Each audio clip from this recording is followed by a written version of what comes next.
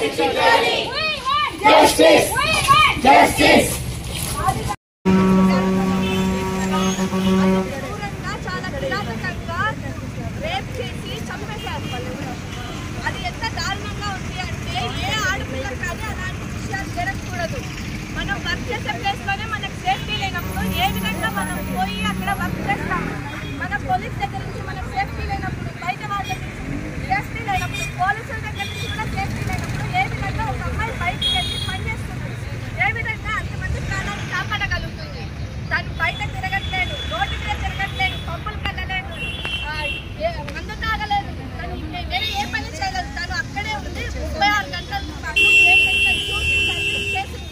అలాంటి అమ్మాయిని కూడా రేప్ చేసి చంపే విధానం ఇండియాలో కొనసాగుతోంది. ఇది కలకత్తా